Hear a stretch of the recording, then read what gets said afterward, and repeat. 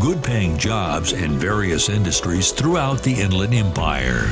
If you want a pathway to a high-paying job and the respect that comes with a union contract, visit 1932trainingcenter.org to enroll today. That's 1932trainingcenter.org.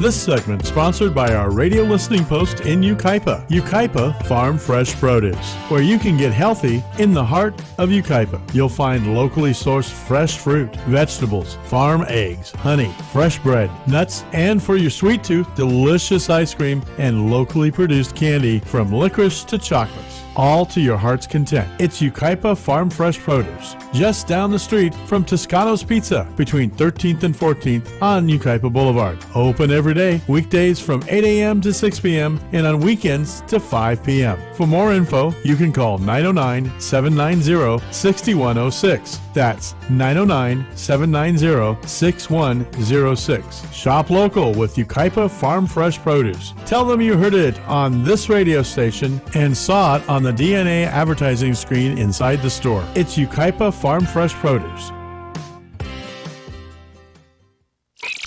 And now, the voices of KCAA with an exciting announcement. Want to hear NBC News or KCAA anywhere you go? Well, now there's an app for that. KCAA is celebrating 25 years and our silver anniversary with a brand new app. The new KCAA app is now available on your smart device, cell phone, in your car, or any place. Just search KCAA on Google Play or in the Apple Store. One touch and you can listen on your car radio, Bluetooth device, Android Auto, or Apple CarPlay. Catch the KCAA buzz in your earbuds or on the streets, celebrating 25 years of talk, news, and excellence with our new KCAA app. Just do it and download it. KCAA, celebrating 25 years. E-Digits. Lock them in for more information, recreation, and guaranteed fun. KCAA, 1050 AM.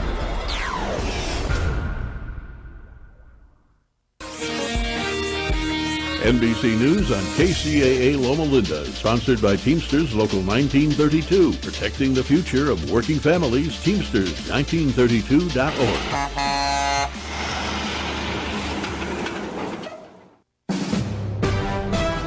NBC News Radio, I'm Lisa Taylor. Around 44 million people are under some sort of cold weather alert as a winter storm is bringing snow to the East Coast. Freezing temperatures can be felt from Wyoming and Montana to Texas and Alabama, where some areas were hit with a significant amount of snowfall last night. Meanwhile, states like Virginia, North Carolina, Maryland, and Delaware may see anywhere from 6 to 12 inches of snow starting today. The heaviest snowfall may cause roadways to close, as well as delays at airports. President Trump is criticizing Ukrainian President Zelensky on social media. In a Truth Social post, Trump described Zelensky as a modestly successful comedian who talked the U.S. into going into a war that couldn't be won.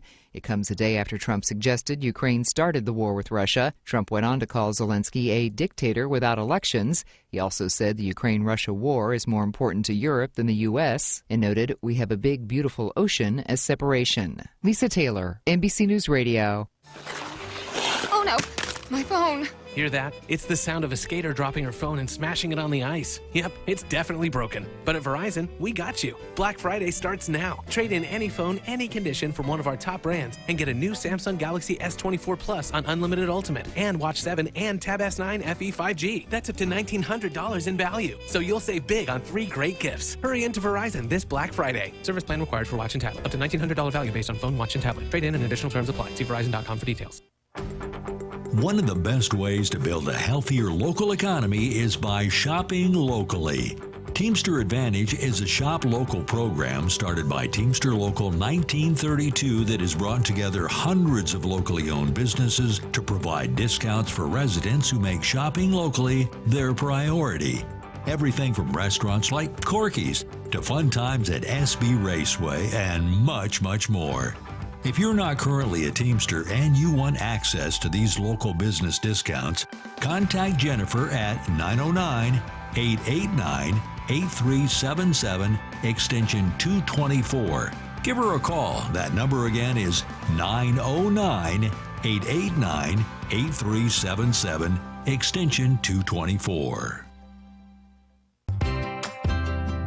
This segment sponsored by our radio listening post in Yucaipa. Yucaipa Farm Fresh Produce, where you can get healthy in the heart of Yucaipa. You'll find locally sourced fresh fruit, vegetables, farm eggs, honey, fresh bread, nuts, and for your sweet tooth, delicious ice cream and locally produced candy from licorice to chocolates. All to your heart's content. It's Yucaipa Farm Fresh Produce, just down the street from Toscano's Pizza between 13th and 14th on Yucaipa Boulevard. Open every day, weekdays from 8 a.m. to 6 p.m. and on weekends to 5 p.m. For more info, you can call 909-790-6106. That's 909-790-6106. Shop local with Yucaipa Farm Fresh Produce. Tell them you heard it on this radio station and saw it on the DNA advertising screen inside the store. It's Yucaipa Farm Fresh Produce.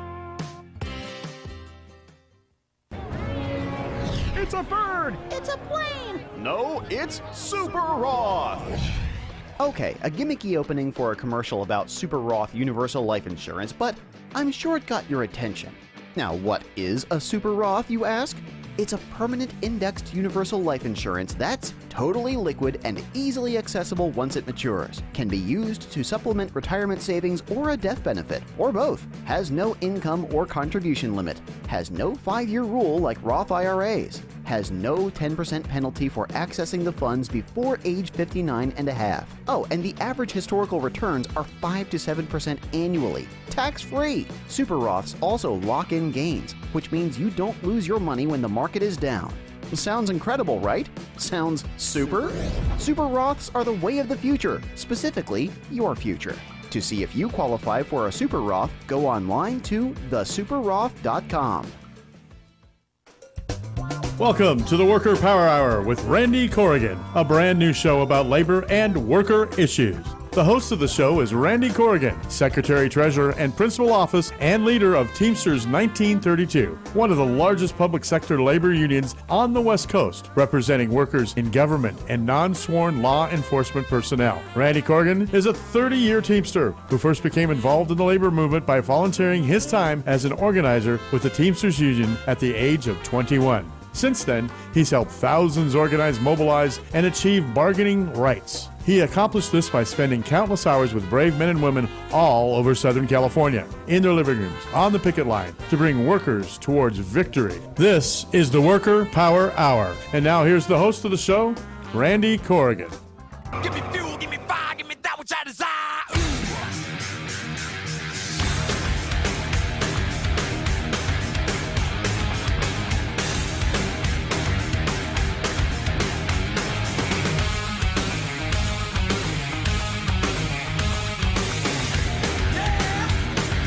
We're back. Randy Corrigan in the Worker Power Hour, KCAA 1050 AM, 106.5 FM, and the Teamsters 1932 Broadcast Network, airing live from San Bernardino. Longtime organizer, first-time radio host. Back at the mic here today. We have we're going to recap a really busy show last week. We had a lot of people on here. Good music there, Mark. That's like right out of a cannon. Moving fast. I figured you were ready to go, so that's how. Do I look ready to go? You look ready to launch. I don't think so, but hey, whatever. I'll take it. So we have a good show lined up, and I'll get to those guests here in a few minutes. But first, let's do a quick recap of last week's show, which was February 12th. We were joined by Richard at the Oregon Nurses Association to talk about their pretty long strike that they've had up there. They've got thousands of nurses out on strike, and he did a really good job of laying out the issues in which they've walked off the job for, including putting patients at risk and making sure that they have all the tools they need to do their job to take care of the community. And Robert, is that strike still going on up there? Do you know? Yeah, still going on. This is what happens when corporate America gets their hands on healthcare. Right now, it kind of seems like corporate America's got their hands on everything. Certainly hope that everybody doesn't give up simply because you can't. If you just concede, then we're just stepping back into a time in which they have complete control over the workforce, labor, and our bodies on top of it. And we want to make sure that does not happen. We can't move into a space where corporate America has that control. And clearly that is a driving factor with the Oregon Nurses Association and with that labor dispute up there. Corporate America and the healthcare industry is definitely trying to drive profit over patients. And we'll keep you posted on what's going on up there, and we'll get them back on the show once they get their labor dispute resolved. We also had a conversation with Council Member Chris Ochoa. We talked about his election win up in Hesperia, as well as his relationship with labor and how we can start bringing worker power to the high desert. And it was great to see him be receptive to these ideas around making sure that elected officials start to build policy, local policy that can hold these businesses and corporations accountable. What we see is these local politicians turn over and give the farm away when these corporations want to come in and, or these developers want to come in and build stuff. I'll give you an example. I don't even understand why we give away a penny of tax revenue to a Target or a Walmart or, any of these big retail operations in any city. I think it's just stupid because those places have to be somewhere in these high population areas.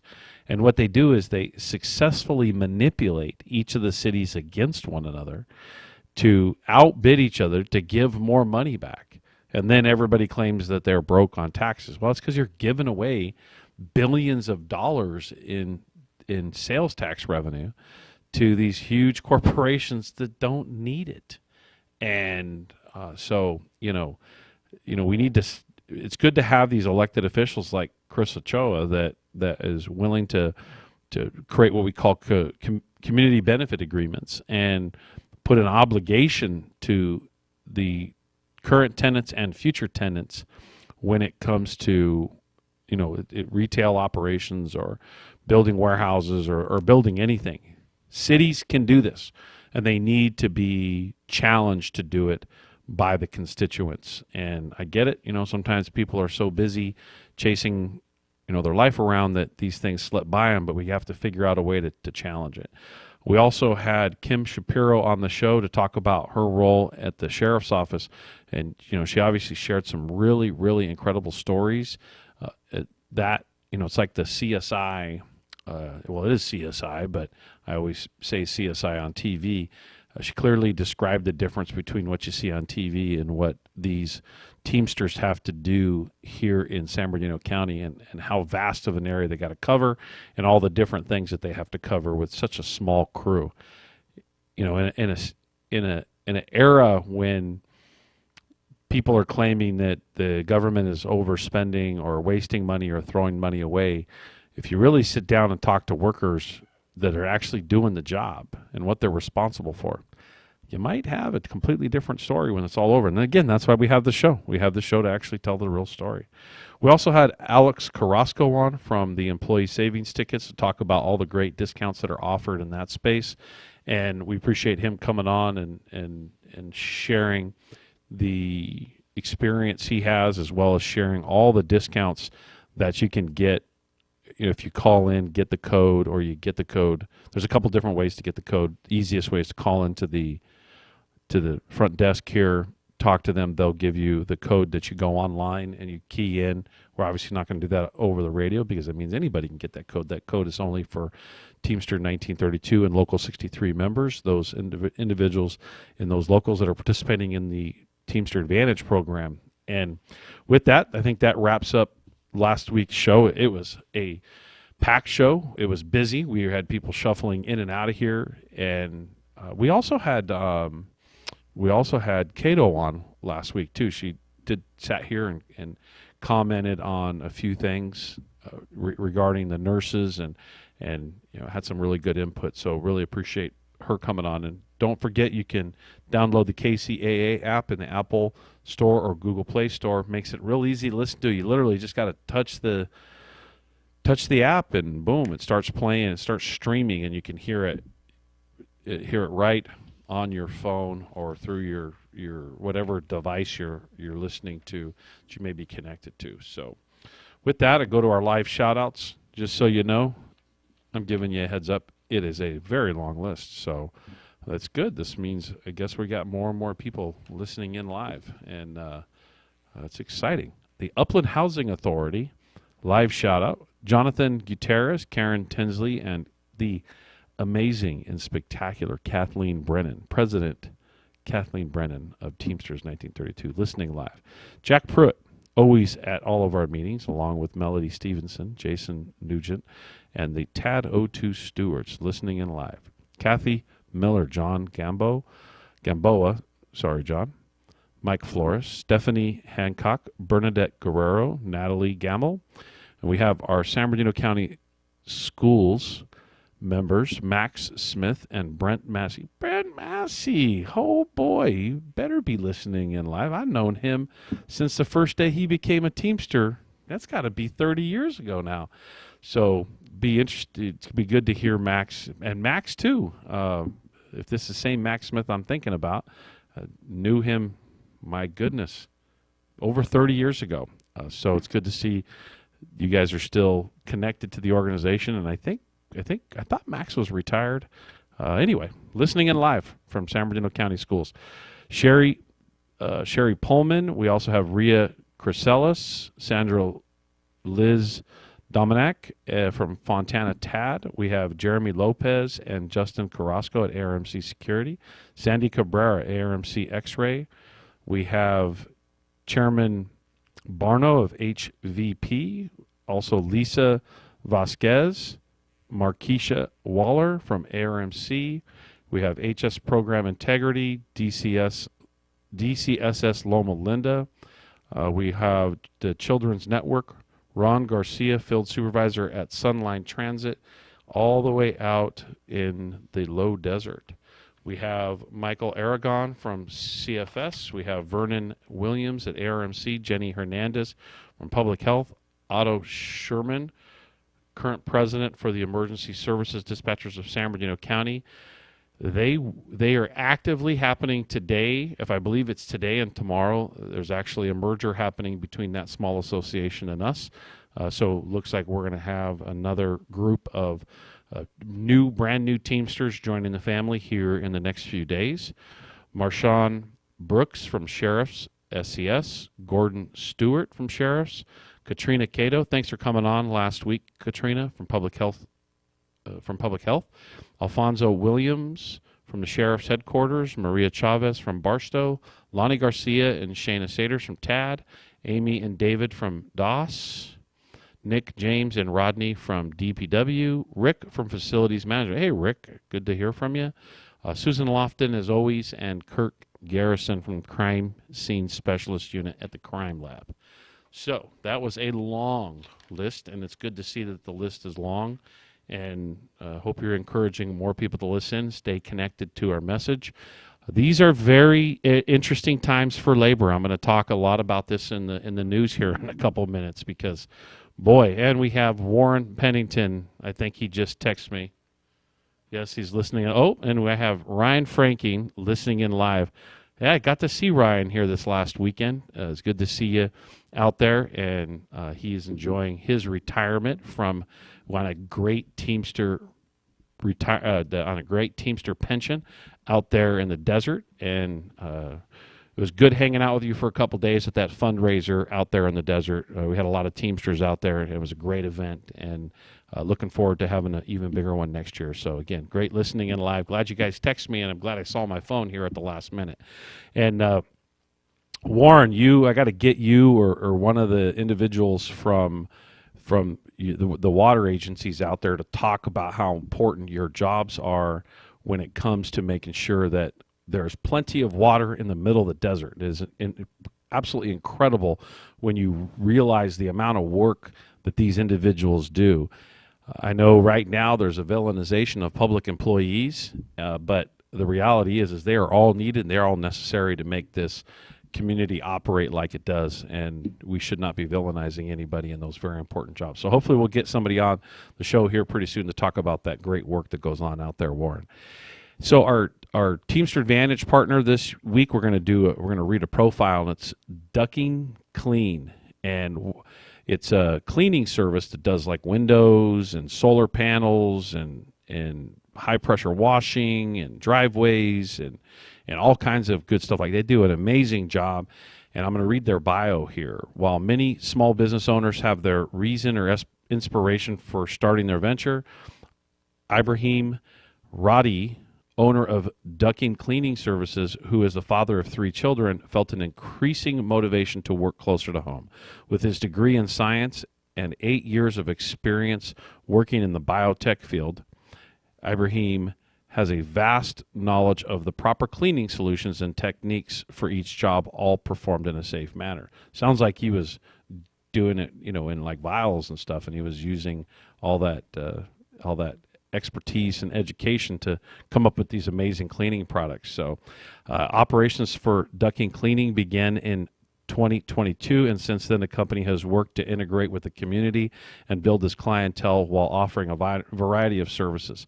The services offered by Ducking Clean include window cleaning, solar panel washing, rain gutter cleaning, and pressure washing. The business operates as a mobile company out of the city of Yucaipa, serving both residential and commercial clients. Ducking Clean has received positive feedback from the community. I will tell you myself, I have used them many times. That he also does screens. Did all the screens on my house. Does an incredible job. Is very responsive on top of it. Just a really, really great, hard-working family man that is also a really good, just good at what he does. Excellent what he does. So his goal is to be an essential part of my local community by building a business that thrives on integrity and excellence while providing a quality service at an affordable price. The company mantra states, "Dirty to shine, call the duck anytime." I kind of like Ducking Clean myself because it's, I think it's a play on a bad word, but I think it's hilarious. So for those interested in contacting Ducking Clean, you can call 909-677-5764, or they can be found on duckingcleanservices.com. Ducking Clean offers Teamster members a 10% discount off of cleaning services. And as a reminder, our Teamster Advantage program is made up of more than 1,000 small businesses connected throughout the greater Inland Empire and even a larger area that offer up discounts for all of our members. And we're always encouraging our members to shop small businesses, to stay connected to their local community. In addition, we want to make sure that the community itself recognizes the importance of small business, because quite frankly, they're doing the same thing our members are doing. They're just trying to support their family, middle class, doing the best they can to get through, pay their bills, take care of their family and their kids, and hopefully have a decent retirement when they get there at some point. So Ducking Clean, appreciate you being a Teamster Advantage partner, and definitely appreciate you being such an activist within the local community. And we applaud you, and we love those types of businesses that are connected to our Teamster Advantage network. And so our Labor Heroes and Events section, the first one is John F. English. He was a Teamsters General Secretary-Treasurer from 1946 under Dan Tobin to 1969, all the way through James R. Hoffa, when he passed away in office at the age of 80. He was the longest-running General Secretary-Treasurer. He played a huge part in the negotiating of the Master Freight Agreement, which changed the lives of many Teamster families and members. As I pointed out here, the Master Freight Agreement, it was the first national agreement in the entire country. Him and James Hoffa had a dream, more so James Hoffa before he became the general president. And English came out of the industry, and obviously English was the General Secretary-Treasurer under Dan Tobin prior to Jim Hoffa. And once they got into the space together, they were able to kind of bring together the final pieces of a Master Freight Agreement, which created the ability to negotiate across the entire country, and it pulled in lots of regional agreements or small independents or regional carriers into one master agreement. An incredible feat, but created an immense amount of bargaining power for the entire industry, and it ultimately led to millions of more workers organizing too. So John F. English, shout out to him, and shout out to Carlos. Got these over to you, is that correct? Shout out to Carlos Gonzalez, our staff coordinator, for making sure that we have these. We also have Haiti Canty, who was born near Mobile, Alabama in 1933 when she moved with her family to Las Vegas in 1972. She felt that the labor movement continued the struggle for racial justice she had seen in Alabama, and noting that the two were intrinsically linked. In Nevada, Canty began working several jobs as a maid, a janitor in schools, and eventually a room attendant on the Las Vegas Strip. She became active in her union and was elected to the executive board at the Culinary Workers Union in 1984, and she became union president in 1990. She was the first black woman and the first room attendant elected to that position in the Culinary Workers Union. During her tenure, she brought together workers from 84 different nations, helped push forward racial justice within the industry and her union, and founded the Culinary Training Academy, which exists still to this day, by the way, which helps people of color obtain better jobs in the hospitality industry. In addition, Canty served as president of the Culinary Workers Union during the longest strike in U.S. labor history, leading to the workers at the Frontier Hotel through 6.5 years of negotiations for better labor standards. She was famously quoted as saying, "Anytime I fight for anything in this labor movement, it benefits me in the civil rights movement."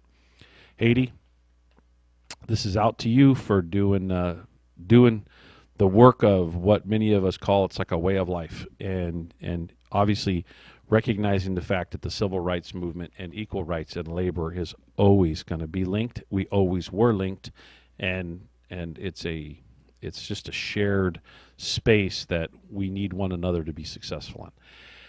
The Bread and Roses strike again, thank you, Carlos, for making sure you get this significant moment. But the Bread and Roses strike in Massachusetts, when it passed a law reducing the work week from 56 hours to 54, factory owners tried to negate it by speeding up production and cutting workers' wages. Textile mill workers responded by shutting down their machines and walking out in what became known as the Bread and Roses strike. Now, I want you guys to listen to this for a minute.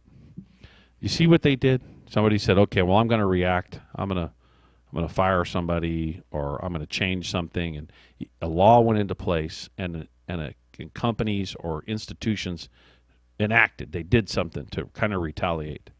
And look what the workers did. They shut it down. They literally walked off the job. They said, nope, you're not doing that. We're not taking it. And you have a situation there where about 25,000 immigrant workers from Ireland, Italy, Lithuania, and other countries, most of them women, were all pitted against the mill owners and expected to quit into the dispute. Now think about this. Like, workers said, this is 1912, workers said, you're not going to do this. And you think, well, there's no rules, there's no laws on the books. And they just said, we're going to withhold our labor until you agree to something. And when the AFL, which was mostly composed of white male skilled workers, wouldn't help the Lawrence strikers, they turned to the more radical IWW, which is the Industrial Workers of the World, who sent organizers and formed relief committees to provide food, medical care, and other assistance during the strike.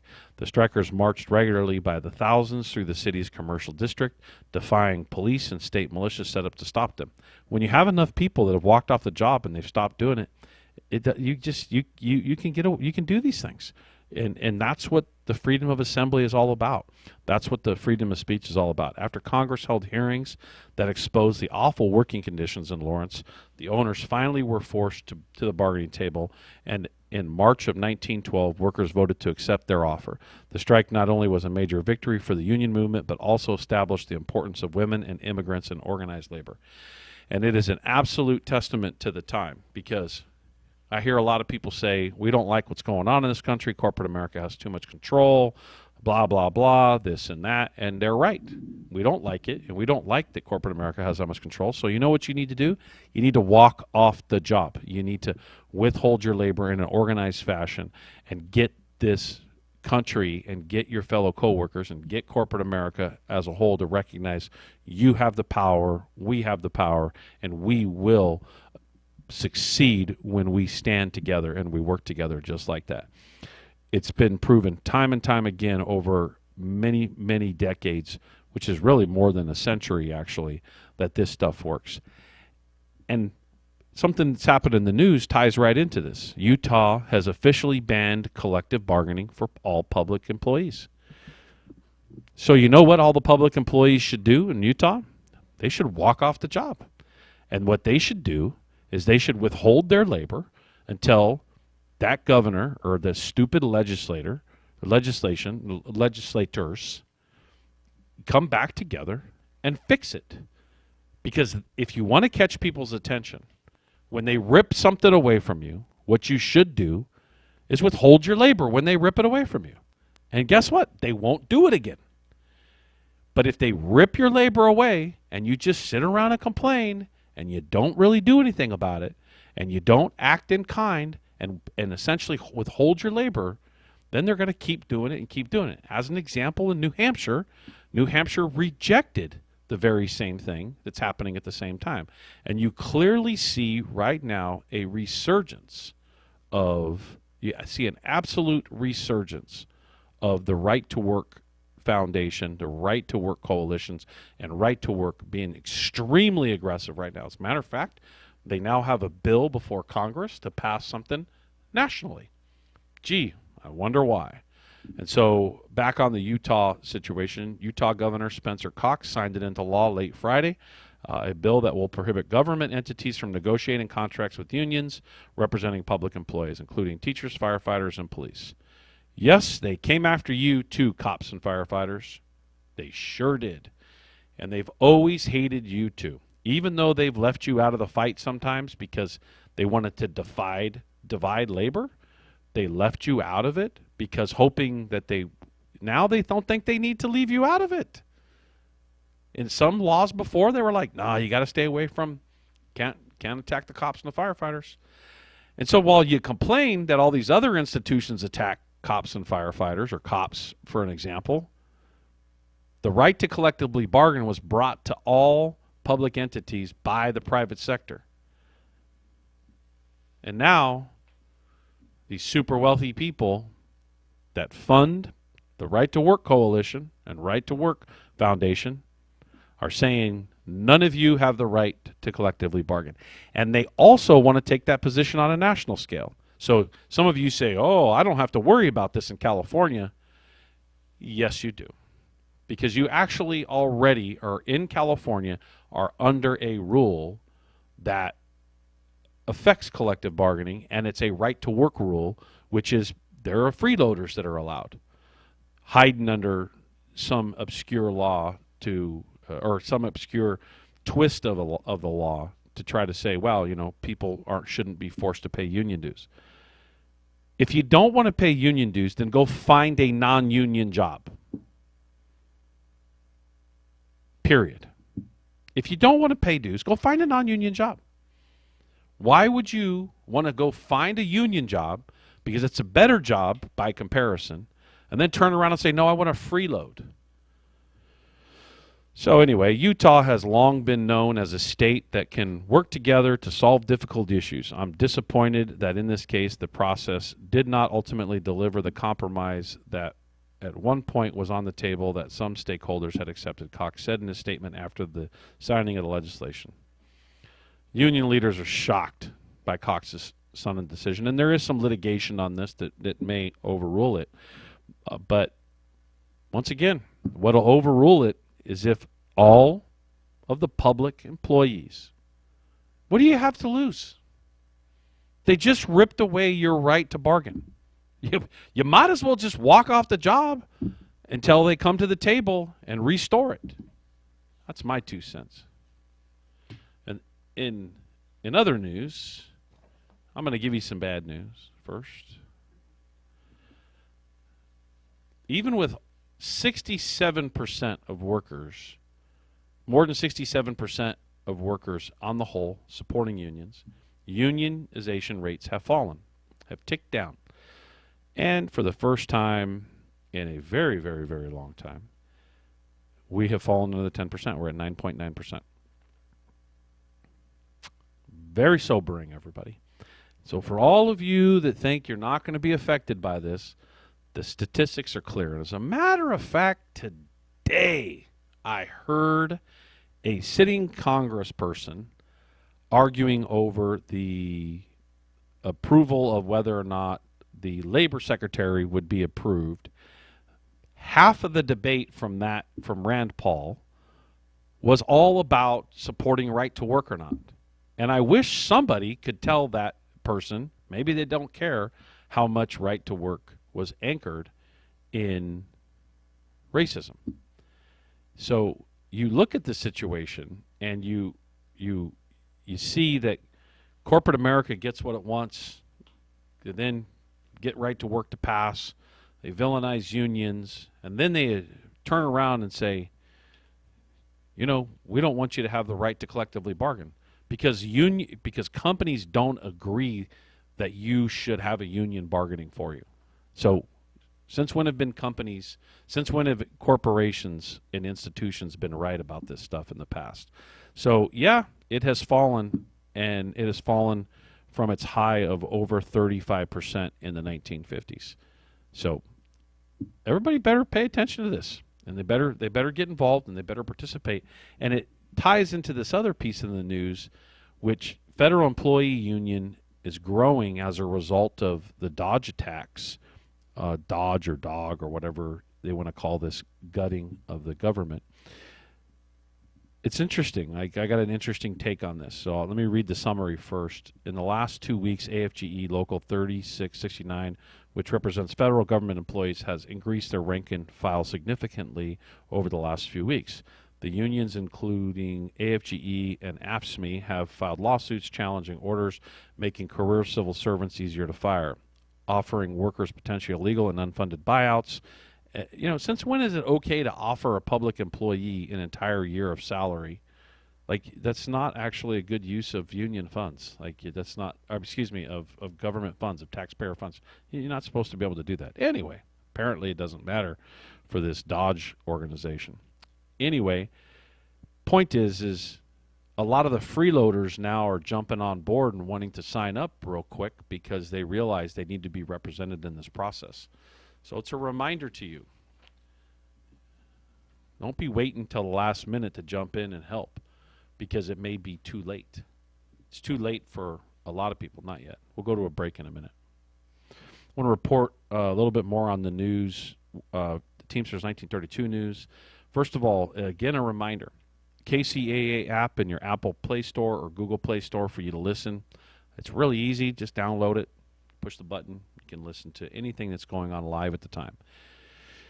Teamsters 1932 news. The city of San Bernardino has appointed Tanya Romo to the city to be city manager. This has come after a lot of members have shown up at city council meetings in large numbers over the past few council meetings to demand stability and a city manager so that we can begin bargaining.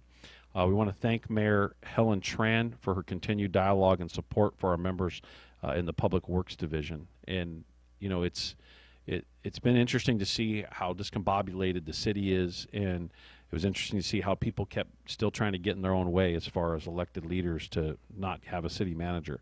And so we as a local union, we got involved in this, and we participated and kind of pushed this space open and really encouraged everybody to sit down and resolve it, because there's a lot of things that need to be resolved, including our union contract for the members we represent.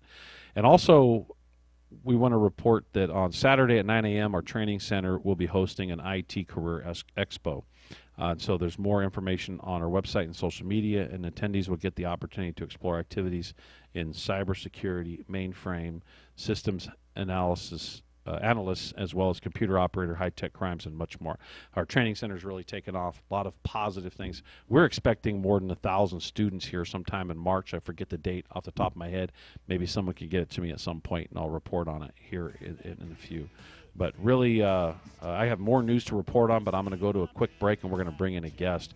This is Randy Corrigan and Worker Power Hour, KCAA, 1050 AM, 106.5 FM. The Teamsters 1932 Broadcast Network, live from San Bernardino. Waiting on you to look my way and scoop your little hot self over here.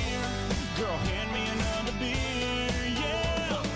All them other boys want to line you up and take you downtown, but you look like the kind that likes to take it way out where the cornrows grow, roll my boat, floating down the Flint River. Catch us up a little catfish dinner. Gonna sound like a winner when I lay you down and love you right. Yeah, that's my kind of night.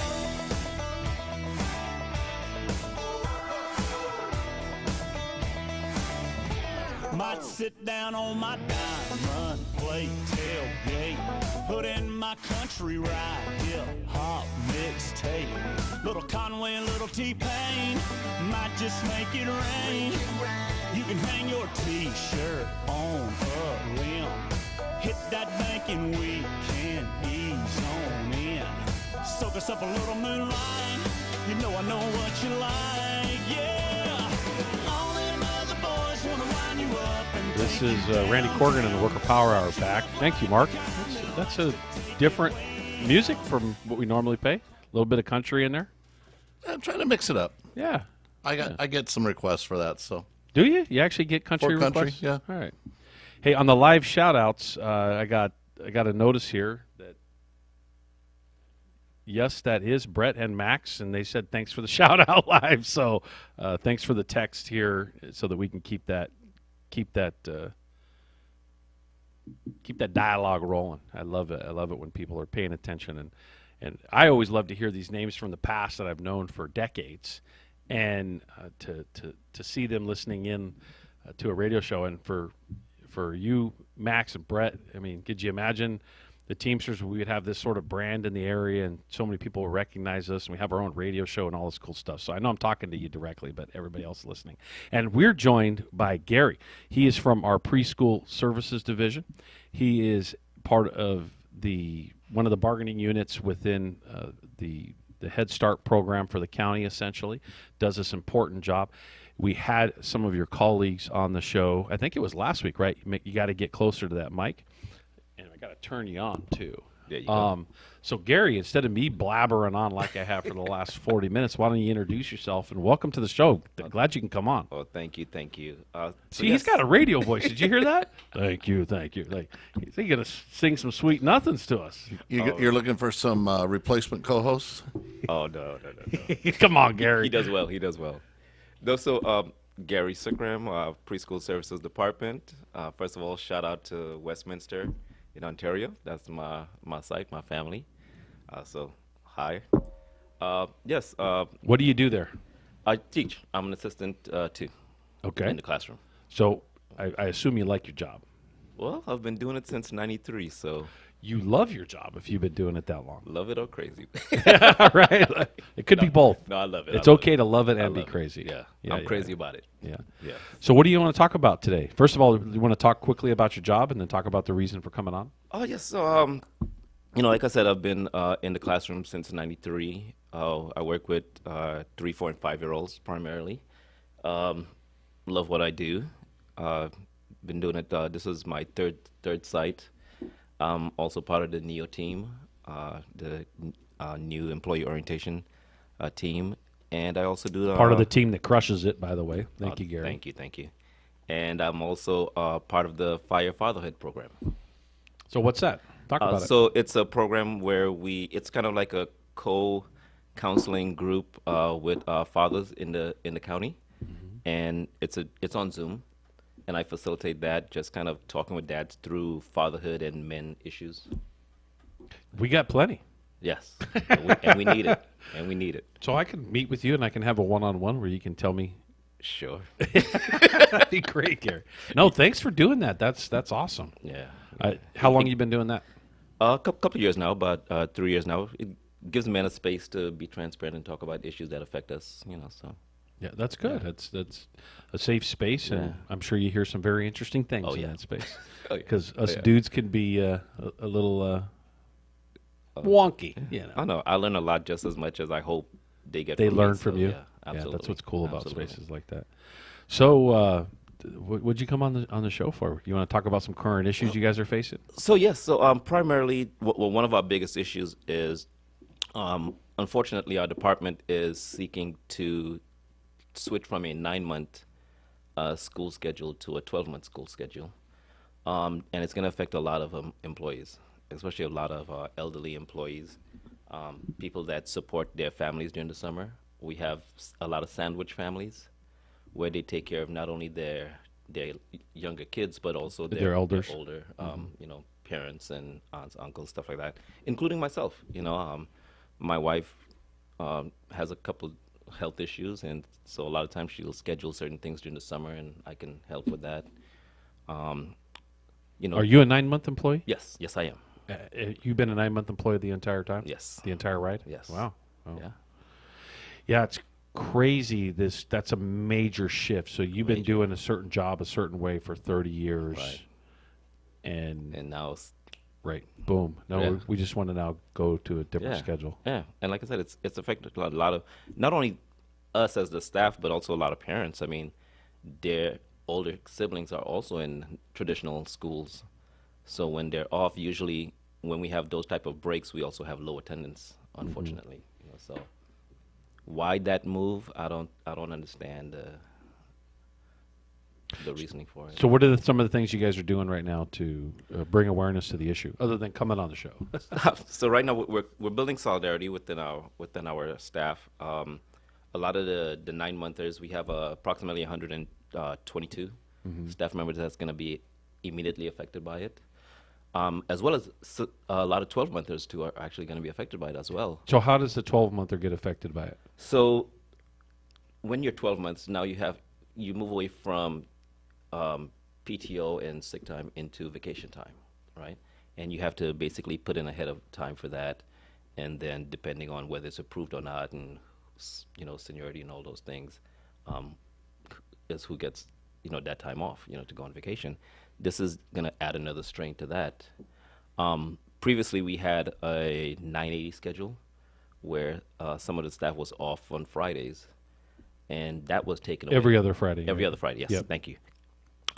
And what that helped with, or was supposed to help with, is staff that was told on those days that they're off, take doctor visits and stuff like that, instead of going, Monday through Thursday, and to help, because we are low staff. We've been running low staff since prior to COVID, actually. Forever. Yeah, for a while, long Yep. while now. And we've been having a hard time retaining and bringing in new staff.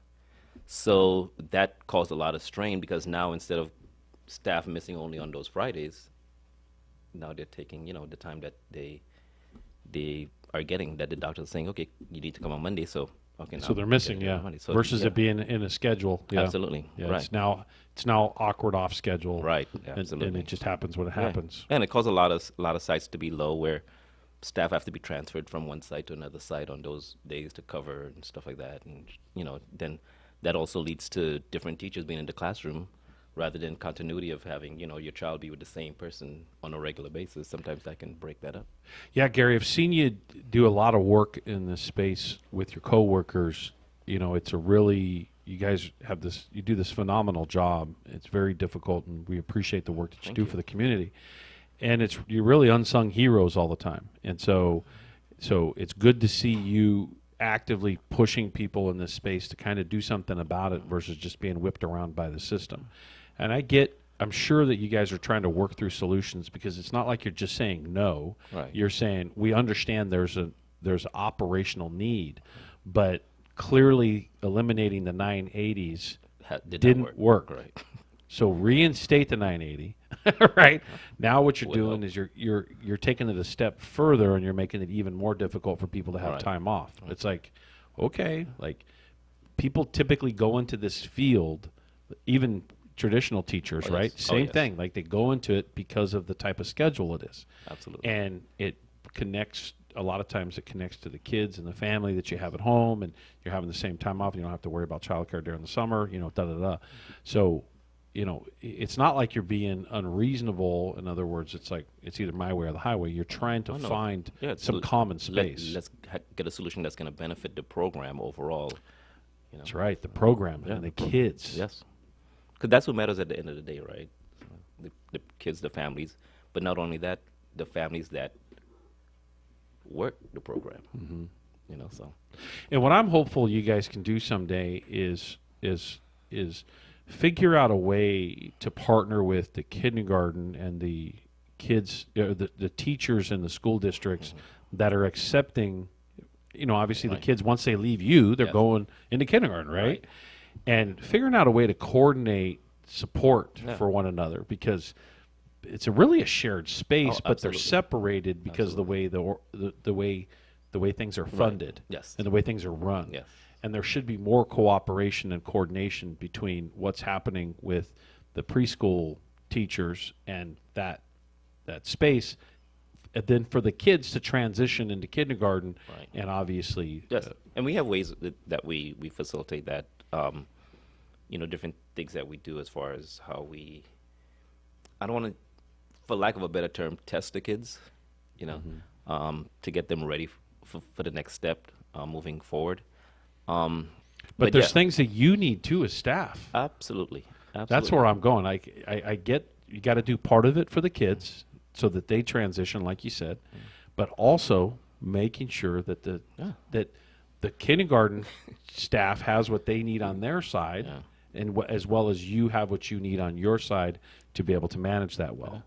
I mean, when you look at traditional schedules, right? So, like you said, I've been doing this for 30 or so years now, and those periods of break are when we rejuvenate. A lot of teachers will do some type of trainings, maybe do a couple seminars and stuff like that. Classes, different things like that. Those that are returning to school will advance their education. Yeah, absolutely. Because you have to maintain your permits and stuff like that. So a lot of those times is not only for our families, but also to make ourselves better. Then you have mental health, just kind of rejuvenate and get yourself back, energized for the new kids, the new year. So. Especially if I still I'll tell you what drives me nuts. Every single year when I see kids going to school before Labor Day, it still drives me nuts. Like, even though they got a summer break,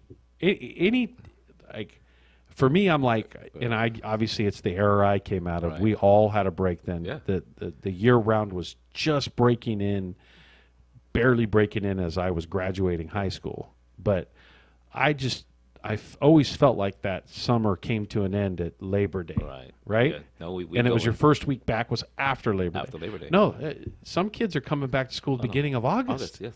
Yeah, we come in the second week of August, so yeah. I don't get that. Yeah. I vote we get rid of that. I vote we go back. Especially in California, in the middle of the hottest months, right? The big reason for us when we were in school was the heat. Now, I get it back when I was in school, not every classroom had an air conditioner either. Oh. And so that's changed, but you're still having to be outside. You're still having to deal with the elements. You obviously don't want the kids cooped up in a classroom for 8-10 hours. Anyway, I just thought I'd throw that out you. No. Yeah, no. It does affect the kids. Even as recently, even when it gets super cold as well. We had a lot of kids that are sick recently with all the RSV and all that going on. Mm-hmm. And then you have a lot of kids that are sick, then you get staff that are sick, and then that perpetuates, other issues. So, absolutely. So, obviously, you're in this space right now where you're bargaining, negotiating, dealing with the impact of them wanting to change. So, you actually have a voice in that, correct? Yes. You're exercising that voice. Well, in Utah, you wouldn't have that voice. Right. Yep. And it's Isn't that shocking? You got to get closer to the mic. Isn't that shocking, Gary? It is shocking, but when you tell people that, they don't see it a lot of times, and that's even more shocking to me. Yeah, that people just don't recognize. Like you said earlier, it can happen here. Sure can. It can. It can't happen. I always find oh, it's not going to happen in California. Okay, well, it happened to a degree in California with the Janus decision and public employees not being forced to pay union dues, right? Like, how is it that we're the only business in America that's required to perform a service for free? For free, right? Like, if this happened to hamburger stands or hot dog stands or any other business, banking, imagine any industry where they could go take a burger every day and go, I didn't like it. I didn't like how you. I don't like I don't like your politics. The burger stand owner. I don't like your politics, so I'm going to get a free burger. Yeah, and I mean, to that point, and not going to work. And that's what we do as stewards. Is talking to staff members and just encouraging them and educating them on exactly what the process is and why it's important to have a voice and to stand together. And that's all you can do, really. Just educate, keep educating. Yeah, and speaking of kids, the career day we are going to be hosting here at 1932 is actually March 12th. Yes. So on March 12th, we have hundreds. We have over 600 already registered, and we have 20 high schools. We're actually anticipating well over 1,000, and we're going to have San Bernardino County employers will be there. Will be San Bernardino County, San Bernardino City Unified. We'll also have Hemet Unified, Victor Valley Unified, Chafee Joint. We're going to have UPS, Cisco. We're going to have the Sheriff's Department, county jobs, and a lot more signing up as already. So it's going to be a huge event. Anyway, sorry for something I spoke of earlier, and I was asking somebody to get me the date. And hopefully, the time we're hoping to join that as well. And just letting some of the kids know that there's also this job. Yeah, because some kids like being at that age they want to be the teacher. And there's a lot of people that want to be in this field, but unfortunately, we don't get in this field for the pay, right? Clearly. And unfortunately, but when they do see the pay, a lot of people kind of take a step back. Like, one of the things that I've been encouraging a lot of elected leaders is to look deeper into ways to fund PST. Right. Because I personally believe there's a way to get corporate America and the Inland Empire to fund PST. There's a way to leverage them. And if we're giving away these tax dollars, instead of giving away all those tax dollars like they're giving away, why not give away a little bit less tax dollars and give some of it to your department? Absolutely. And it's not only for the kids, it's also for the parents, because we offer a lot of services that aid our parents as well. So, absolutely. The whole family gets the benefit. So is there anything else you want to talk about before I transition this? Like I said, just, for those out there, just support us. Do you got any funny stories? You got to have some funny stories with the kids, man. Actually, today we celebrated 100th day of school. So a lot of our kids and staff dressed up in, canes. I was actually dressed earlier, but I changed it. I just got hot. You should have came. Oh, it's too hot? Yeah, I had, gut, tie, and a cane and all of that. Oh, that's funny. Oh, yeah. Yeah, a lot of the kids So came. the costume is being 100 years old. Yeah. Oh, that's cool. Yeah. So the kids have a good time with absolutely. A lot of them dressed up and stuff like that. Two moms actually came later on in the day and brought the kids' costume. Oh, good. Oh, yeah. Yeah, they had fun. Good. They had fun. Any other funny stories you want to share? Oh, man, there's a million and one. You've got to have them. 30-plus years of doing this job, you've got to have a ton of them. Oh, yeah. I can write a book. Well, you should. You should put them all down. So, well, we really appreciate the work that you do, and I guess it's got to be tough for you to see kind of this attack on workers, public employees, working people. Like corporate America's kind of grab on the world right now. It's amazing to see. It's a little shocking. It's like people. Sometimes during election cycles, people get bamboozled by wedge issues. Absolutely. And then they don't realize, like, I keep pointing out, what is the firings of these NLRB people? What is right-to-work stuff? What does all this have to do with the things you campaigned on? Yeah. They don't have anything to do with it. No. And it's happening. That's happening faster than anything else is happening. Yeah. I mean, and then this chaos erupts where everybody's paying attention to all this chaos, and then issue after executive order after executive order passes, and you know, it's man, I mean, it's pretty crazy. I was looking forward to lower eggs and gas, you know. So has that happened for you yet? I haven't seen it yet. Yeah. So said it would happen on day one. Actually, they said it happened before that. But you know, again, I don't want to get into the political fight over it. I just want to point out that working people, the policies and the executive orders that are coming out right now, many of them are a directly affecting. I know your department has really been on edge over the funding issues, like the freezing of the funding, the lawsuits that are going back and forth right now to try to maintain that funding for the work that you do every day for those families. And it's caused a lot of, especially the older staff, to kind of be in a high anxiety, you know, mode, because we're looking to see what's going to happen. You know, so yeah, so again, it's a reminder to pay attention. It's a reminder to make sure that you understand when you're voting for these elected officials that sometimes you get worked up on these wedge issues, but you should really be paying attention to how it affects your job. And, you know, I've actually heard some people say, yeah, fire all those government workers. And then I've actually heard some people say, well, I didn't mean those government workers. Right? Like, wait a minute. Like, well, you can't select it. Yeah. Like, you know, it's crazy. People don't realize how important these services are until it literally affects them. And sometimes it's affecting them and they don't even realize that it's affecting them. So, you know, I guess for, you know, some other, that's for another show, another day. Thanks for coming on, Gary. Really appreciate it. You do a great job. You're a great shop steward. You're on the NEO team, very active, very involved. You come to all of our meetings and you participate. It's great to always see you and your family, you know, hanging out and participating in everything that we got going on as an active Teamster. And so, you know, with that, we're gonna take a quick break here at the top of the hour. Mark is gonna find some pretty cool music to cover the bridge here, and then we're gonna have a cool guest coming on here. I think that's Unite Here, someone from Unite Here. Is that correct, Robert? I actually put Ada from Unite Here. Is that correct? Anyway, we'll get to that guest as soon as we get past the news. I'm fumbling around on my notes here. This is Randy Corcoran, the Worker Power Hour, KCAA 1050 AM, 106.5 FM, the Teamsters 1932 Broadcast Network, live from San Bernardino. Put on some music and tell the break.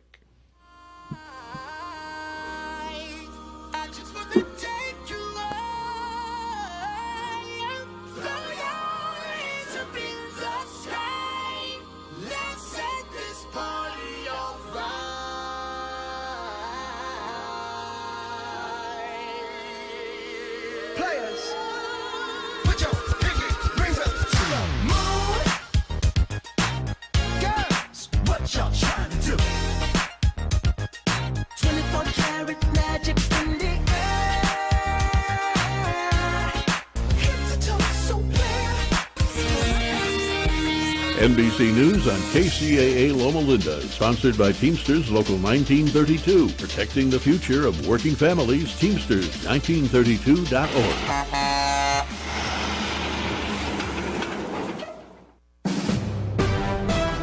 NBC News Radio, I'm Lisa Taylor. Around 44 million people are under some sort of cold weather alert as a winter storm is bringing snow to the East Coast. Freezing temperatures can be felt from Wyoming and Montana to Texas and Alabama, where some areas were hit with a significant amount of snowfall last night. Meanwhile, states like Virginia, North Carolina, Maryland, and Delaware may see anywhere from 6 to 12 inches of snow starting today. The heaviest snowfall may cause roadways to close, as well as delays at airports. President Trump is criticizing Ukrainian President Zelensky on social media. In a Truth Social post, Trump described Zelensky as a modestly successful comedian who talked the U.S. into going into a war that couldn't be won. It comes a day after Trump suggested Ukraine started the war with Russia. Trump went on to call Zelensky a dictator without elections. He also said the Ukraine-Russia war is more important to Europe than the U.S. and noted, "We have a big, beautiful ocean as separation." Lisa Taylor, NBC News Radio. Choosing the right candidates for any office can be difficult. My office has lots of drama. I share my office. But no matter what kind of office you have, if you're hiring, you need ZipRecruiter. ZipRecruiter's powerful matching technology finds the most qualified candidates for your roles fast. So, for any kind of office. I'm really going places in my office. Count on ZipRecruiter to find the right candidates for it. Try ZipRecruiter for free today at ZipRecruiter.com/free. That's ZipRecruiter.com/free. Are you looking for a good union job? The Inland Empire's 14,000 member strong Teamsters Local 1932 has opened a training center to get working people trained and placed in open positions in public service clerical work and in jobs in the logistics industry. This is a new opportunity to advance your career and raise standards across the region. Visit 1932trainingcenter.org to enroll today. That's 1932trainingcenter.org. This segment sponsored by our radio listening post in Yucaipa. Yucaipa Farm Fresh Produce, where you can get healthy in the heart of Yucaipa. You'll find locally sourced fresh fruit, vegetables, farm eggs, honey, fresh bread, nuts, and for your sweet tooth, delicious ice cream and locally produced candy from licorice to chocolates, all to your heart's content. It's Yucaipa Farm Fresh Produce, just down the street from Toscano's Pizza between 13th and 14th on Yucaipa Boulevard. Open every day, weekdays from 8 a.m. to 6 p.m. and on weekends to 5 p.m. For more info, you can call 909-790-6106. That's 909-790-6106. Shop local with Yucaipa Farm Fresh Produce. Tell them you heard it on this radio station and saw it on the DNA advertising screen inside the store. It's Yucaipa Farm Fresh Produce.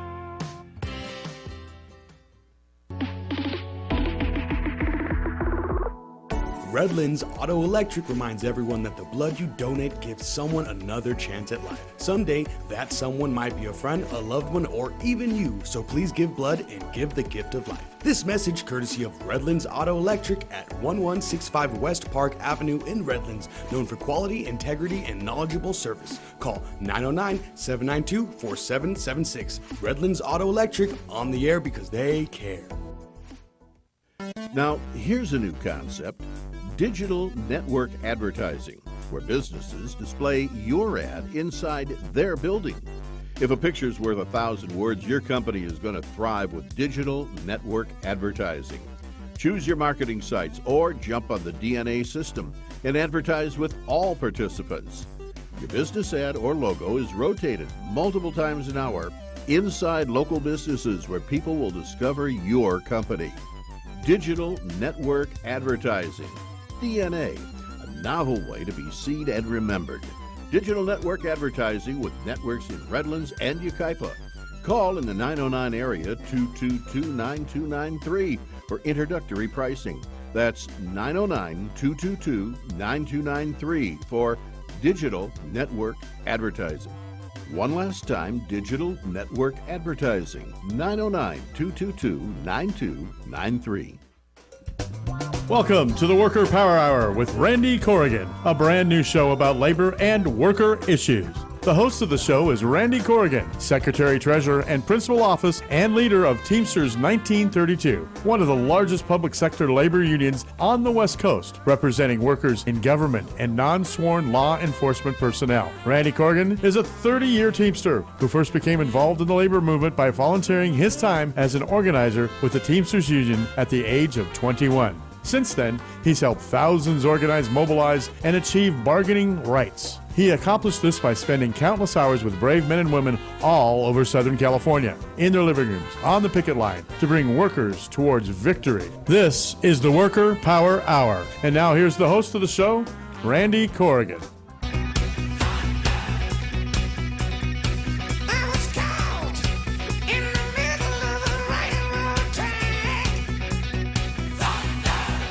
Here we are back from the break. Randy Corrigan and the Worker Power Hour, KCAA 1050 AM, 106.5 FM, and the Teamsters 1932 Broadcast Network, live from San Bernardino.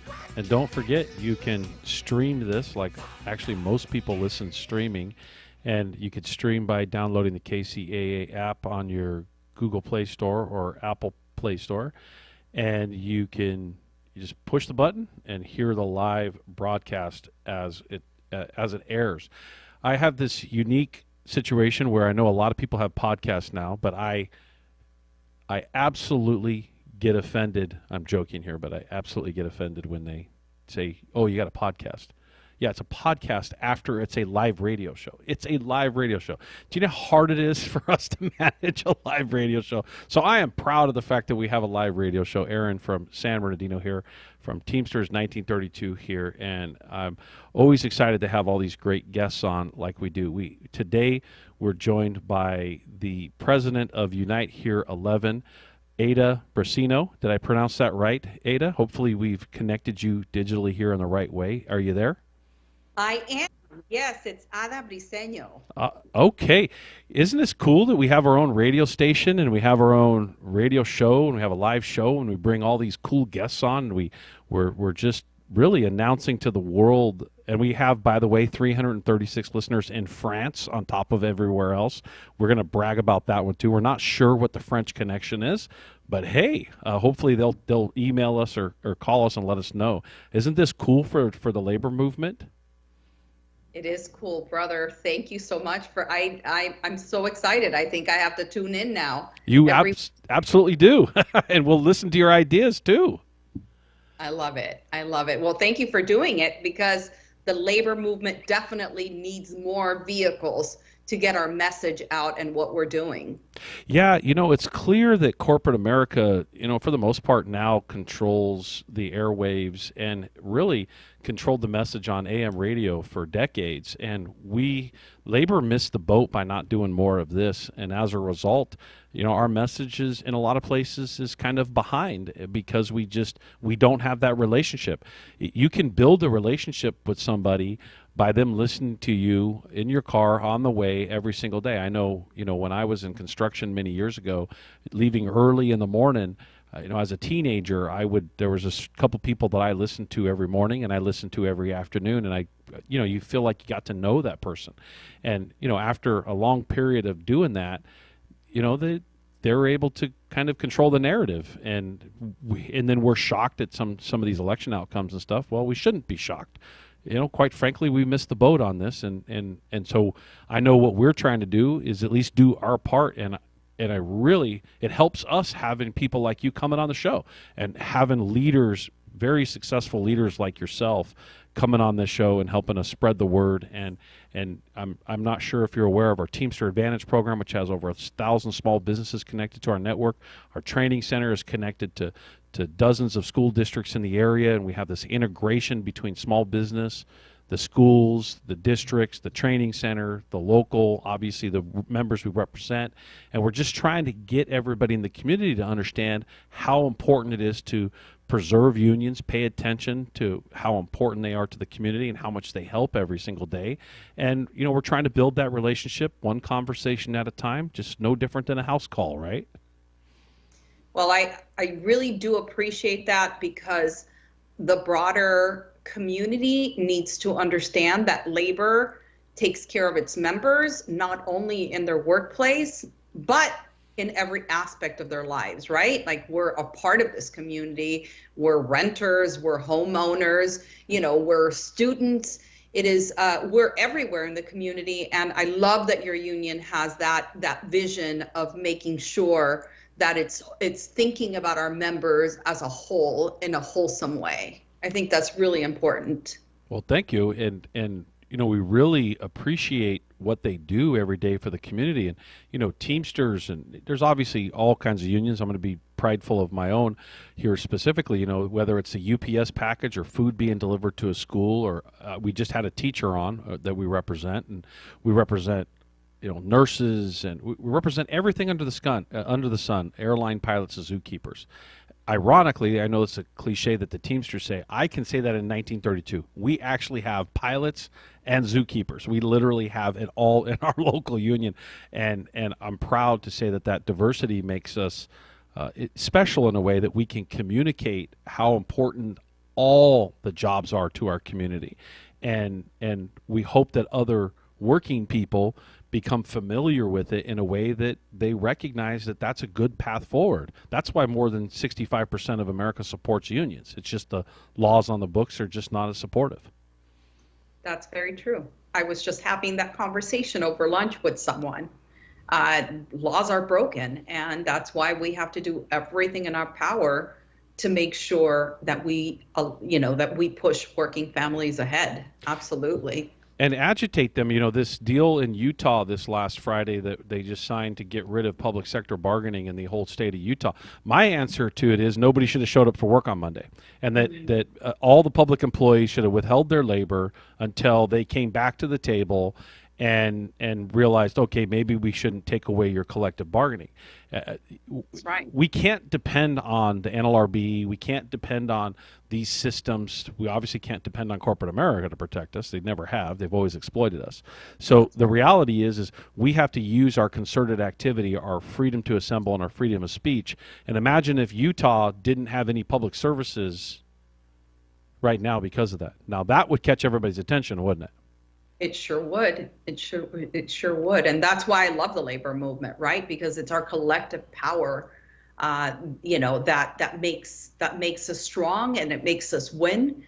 When we withhold, when we join together, when we speak with one voice, we really make things happen. And that's why I've been in the labor movement for 33 years, almost as long as you have.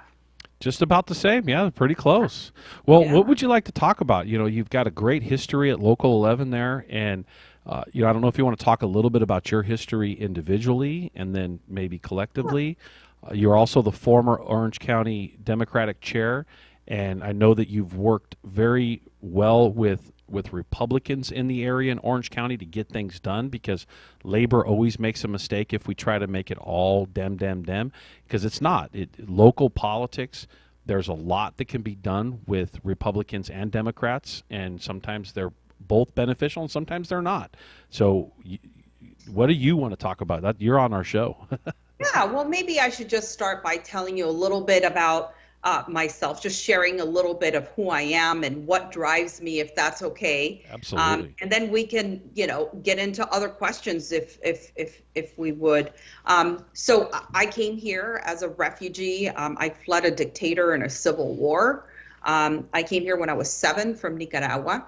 And frankly, that's really what's driven my work, figuring out how to give a voice, how to teach folks to use their voice, not only in the labor movement with our hotel workers, but also, in the nation, where our job is to expand the electorate, to make sure that people become lifetime voters, because I didn't have a voice. My family didn't have a voice back home. And so it's been a theme of my life. And I just got certainly very lucky. When I was 18, I'm a former hotel worker. I worked as a front desk clerk at a hotel. And I like to tell this to folks because this is really the difference between a union job and a non-union job. In the 90s, I was making $2 an hour more than I was in my last job when I got my union job. I got my first pair of glasses, my best meal of the day. But the most important thing I found there was my passion, to understand that I can advocate for my rights, that I had a collective bargaining agreement, and ultimately learned how to advocate for others.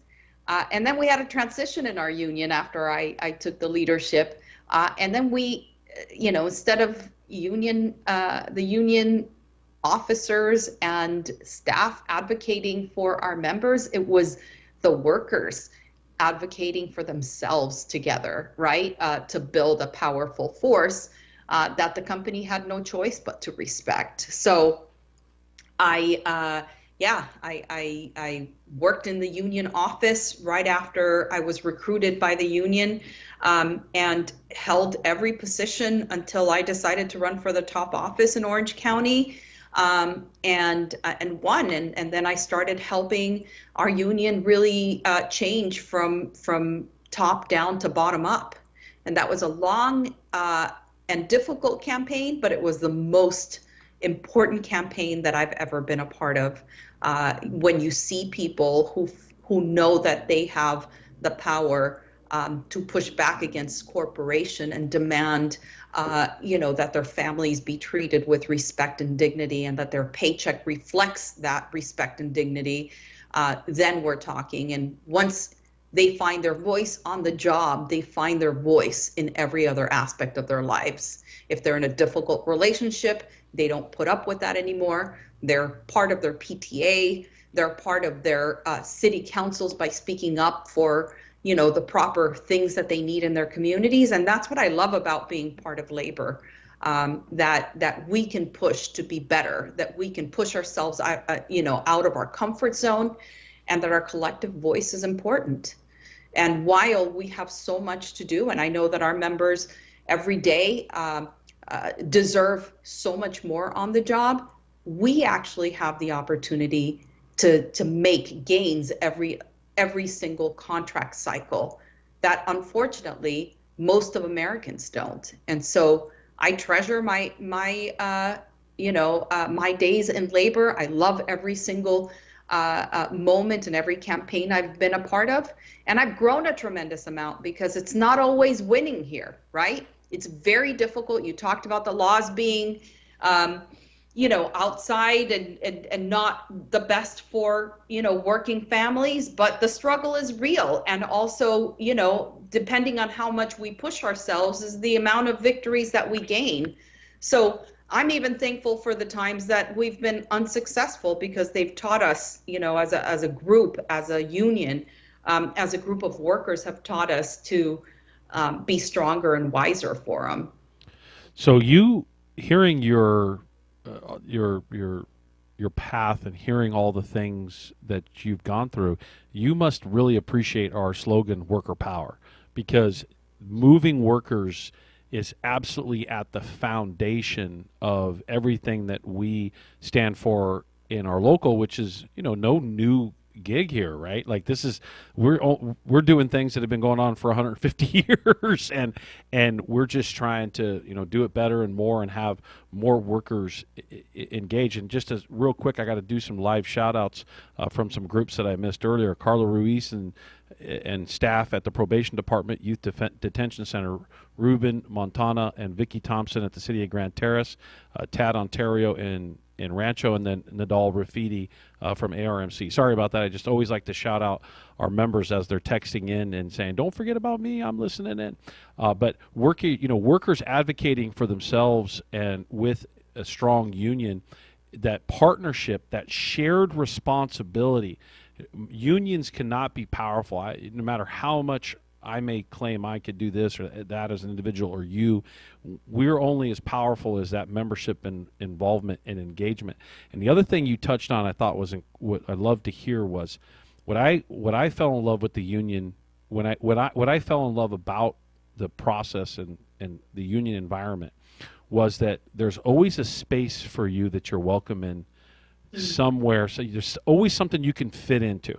There's regardless of what aspect it's whether it's LGBT or your TNBC, which is our Teamsters National Black Caucus, or whatever it may be that you want to advocate for, schools, something in the community, there's typically something in labor that is actually advocating for that. And so I've always tried to create a space where when a member comes to a meeting or they come to a function, they feel like they can connect to what moves them.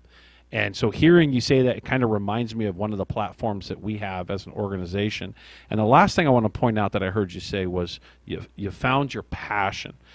Sometimes those of us in labor, we get, it's always funny. I always I push back on people when I tell them, okay, maybe you don't like my passion today because you don't like that it's at you in this moment and I'm pushing back this particular moment. But that passion is what gives us the drive to help workers organize. And so when you see people are passionate in a particular space, you always have to appreciate, okay, how do we connect to that? How do we move them into a collective that's going to make things better for those around them? And so, hearing some of these things that you just said, just makes me even more excited that you're on our show to share that it's okay to feel this way. I always tell people it's okay to be expressive. It's okay to, go outside of that bound every now and then and let it fly. People will forgive you because your passion is showing. And if they won't forgive you, then that means they don't appreciate what we do in labor. What do you got to say about that? Well, I want to just make a comment before I answer that, but I just want to say that the moment that I entered, the space that we're in, I saw WP, and I was like, wait, am I in the wrong place? And the reason why is because we formed a PAC to work in Arizona, because our local also goes to Arizona, and guess what it's called? The Worker Power Pack? That's right. Oh, nice. I love Yep. it. And so I was like, wait, am I in the wrong place? And we feel very proud because in 2020, we knocked on 800,000 doors to get out the vote. And in 2024, we expanded that to 1.3 million doors that were knocked by students and dishwashers and cooks to get out the vote. So, I wanted to say that. As far as your other question, if we did not have this passion, the work that we do is already so difficult, right? It takes the passion of our members, like folks that I went with in the city of Commerce that work with Amazon.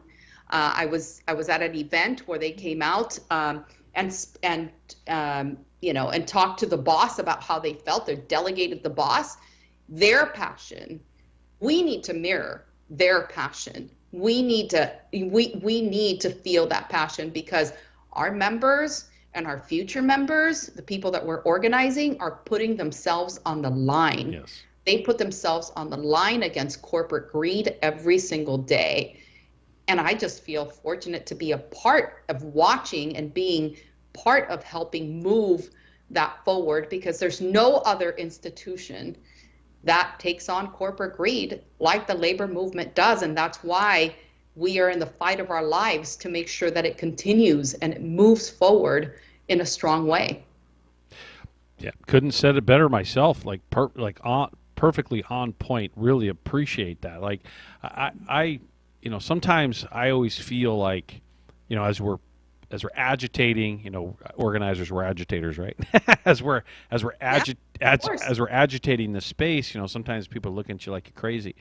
And I'm like, that's okay, because if you don't think a little crazy, if you don't think a little bit, a little too assertive or too aggressive, then you're just going to do the status quo. And the reality is if you're not pushing, they're going to be pushing on you, and they being the corporations or institutions. And I just think it's really important for us, like this moment with Utah, right?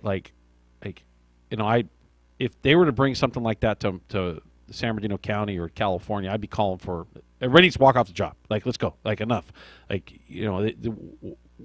We have got to get into a space where we're getting more and more people. This is what we're doing with the Amazon campaign across the country. As you've seen firsthand, as obviously millions of people saw in December, workers are getting more and more comfortable with withholding their labor and more comfortable with their right to withhold their labor. And what we're finding on such a massive scale is that workers just don't know they have that right. That right to withhold their labor, that legal right for them to do what they're doing, that the more they understand and believe, and then they understand that the ultimate power isn't just for them to have the right, it's to exercise it collectively. And once they exercise it collectively, they kind of look at each other and go, all right, we got this. This is how it works. And the aha moment kicks in, and they realize the boss no longer has control. Here in San Bernardino, the Amazon workers, I don't know if you read about it, but during the fires in September, they shut down the operation, pulled the manager out and said, you didn't shut this operation down. It's unhealthy. We're shutting it down. And then they shut it down for the next 2 days with pay. Oh, wow. Workers did that. Good for them. Good for them. I'm always very excited to see movements that come up, like the Occupy, and I'm like, okay, America's going to wake up and see what's happening in our country and the fact that corporations are just full of greed and taking over. And I'm always, Randy, waiting, okay, is this going to be the next thing that's going to help us really take control? But I've just realized after a long time of saying that and waiting that nobody's going to do that except for us. That's correct. Folks in the labor movement. powerful room attendants and UPS workers that believe in themselves and get past their fears, like you said. You know, it's also exercising that right to protest, that right to strike, that right to withhold what we know that we've got to give this nation, is also, you know, protecting it. It's also making sure that it's available for others. And so, you know, my hats off goes to every worker that gets uncomfortable and pushes back against this corporate greed. And I know that I've been in the correct place for the last 33 years, pushing alongside people like you, Randy. Well, yeah, it's so like the transformative nature of workers taking that step is incredible to watch. It's like so beautiful that you can see their head is held a bit higher. They've kind of got this walk on them that's a little bit different, and they're like looking for it. They're like looking, okay, where's the confrontation now? And to see that versus keeping the head down is always an incredible transformation. And as an organizer, you can see it in the body language. Like, you know, as I do, knocking on those doors, and you could see it. It's the difference between when you knock on that door and someone's looking over your shoulder going, can someone see you? Versus, yeah, come on in. We're going to go knock on the next door together. Like that spontaneity and that ability to just, you know, get there. And sometimes they're not even sure what the plan is. They just know it's right because they're connected to that energy. I see you smiling, and you kind of, that energy's popping out of you right now because you know what I'm talking about. I know it. I felt it. I've been part of it. I've been helping lead it, and I've been a part of just feeling energized by the group. And, you know, you know, talked about how you would respond if, you know, devastating things were to come to California. And, you know, I think it's a moment that we've got to think outside the box, right? In innovative ways, Randy. We need more people to think that whether or not you like Donald Trump, he is shaking the foundation of how things have gone. Our members, our future members, America's working families deserve that we shake the foundation for their benefit. And I'm at a place where I'm ready to be part of shaking the foundation, because enough is enough, right? And that's why our members have to find it within them to get uncomfortable and do the things that they do that eventually lead to that smile on their face and that and that step that is different, right? Right. So yeah, no, I hear you. It's about being bold and getting uncomfortable, because that's what this movement has taught us.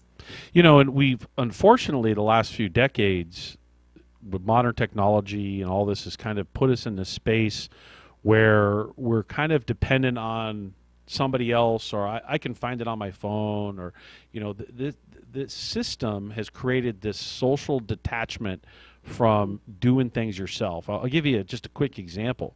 We start to get upset because someone knocks on our door. Why? Like, why have we been programmed to be upset over that? What is wrong with us? Like, isn't that the depiction of hard work? Someone walking neighborhoods. Let's assume they're selling a vacuum. Oh, that's hard work. Walking, knocking on doors. That is the description of hard work. And unfortunately, corporate America has kind of created this narrative to try to kill that energy. I believe there's nothing they can do to kill that energy. I believe that whether it's a civil rights movement, or it's equal rights, or women's rights, or any rights in which we're trying to advocate for, labor has always been at the center of agitating that and getting it over the hump. And it's up to us right now in labor to step out and say, all of you public employees in Utah, withhold your labor now. All right, maybe we got to break the law for you to recognize that you need these workers more than you're willing to respect them by tearing away their collective bargaining rights. I don't know, maybe that's too aggressive. I don't think it is. I think they need to be afraid that workers can do that. And once workers understand that on a large scale, it becomes powerful, extremely powerful. Indeed. I couldn't agree more with you. This is such a refreshing conversation. I'm really enjoying your thought process and what you see. You see as a whole. Well, in help the me movement. get this message out, man. You let me know what I got to do, who I got to have on this call, on this show, where I got to go. Like, let's agitate it, kick that door in, and let's say, hey, let's make something happen. I'm right there. I'm right there with you. I'm right there with you. Indeed. You know, our members just came out of a powerful strike where we struck for 1 year, 175 strikes we had in our jurisdiction. It was the largest strike in U.S. history in the hotel industry, and we came out the first year of the contract winning $5 an hour, a 20% increase. And in subsequent years, we won other raises, and we did this despite all the money being thrown at us, right? And I'm really proud that we got that far. And we have to keep pushing ourselves in the next level because, again, rent is getting too expensive. Eggs are continuing to rise despite what we've heard, right? Correct. And we got to make sure that we're bringing the money home. We're bringing higher increases for folks so they can make ends meet. And it's not just the money, because the money doesn't have value if it's being ripped away in another space. And That's quite true. frankly, the money doesn't mean as much if you don't have respect and dignity on the job. A union contract makes sure you have all of that. And I agree with you 100%. What's the use if you make 10% more, but you need to quit because you're being disrespected or your mental health is struggling? Because of a bad boss, right? Or you're not getting enough hours. Absolutely. The most important thing that we have in our union contract is our respect, and we uphold that, and we make demands every contract cycle to ensure that we are getting that we're getting more and more respect in the language portions of our contract. So, is there anything you want to wrap up on before we close this segment? Thank you so much for coming on the show, and let me know what we can do to help get this message out, and if there's something you can do, or somebody to get on, or you need me to ask somebody to get on, and what do you think of this? Is this fun? I love it. I'm frankly, I'm a little good surprised that this is happening, and I don't know how I didn't tune in beforehand. So I'm super excited that you're dedicating the time that working families need, and I want to figure out how to grow your base of listeners so we can get this message out and we can get people used to hearing us in the radio. I'll just say that let's get one of your strikers on the show, on a future show. They can talk about what they did over that period of time to achieve those things you just described. Completely. Would love that. I would say, I think as parting thoughts, that, we have a lot that we have to contemplate and how we're going to move through, with workers' rights and just rights in general as we go through the next 4 years.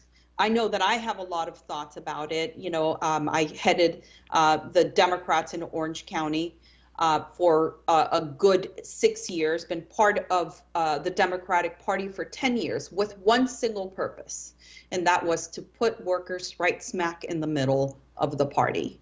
And yes, that means winning campaigns, but with candidates that believe in making sure that unions are strong. I am now running for assembly to make sure that we have a former worker, a union leader, advocate and bring workers back into our party. And so I hope that you would look at my candidacy and contemplate. I'm running in the 67th Assembly District, and we need an organizer to be in Sacramento and bring in all the voices of workers across our industries and be able to legislate on their behalf. And we need you to carry a right to organize bill, and let's get card check in the private sector for the state of California. I know that people are going to argue there's a preemption to it. I believe there's a legal argument to override it. If you could do right to work, then you can have card check. They got to go hand in hand. Like, don't tell me you can deauthorize union dues, which is governed by the National Labor Relations Act, but I can't, as a state, say you have card check in this state to help workers get to a faster process to organize, because clearly the National Labor Relations Board is broken. And let's create that path for workers. Let's not give up because we don't like the election outcome. Let's get engaged in this space and let me know what I can do to help you. We're all in to make this happen. Thank you very much for coming on the show. Really appreciate it. And what we'll do is connect with you how you can share the show, but also let's get somebody on the show that you know, from a worker, some workers, maybe 2 or 3 workers, get them in here in the studio, and they can talk about how they achieved such success in that last cycle. Delighted. Thank you, Randy, for having me on, for hearing my voice, and for lifting working families up. Anytime. This is Randy Corrigan of the Worker Power Hour, KCAA 1050 AM, 106.5 FM, the Teamsters 1932 Broadcast Network, airing live from San Bernardino. Take it away, Mark, on a quick break.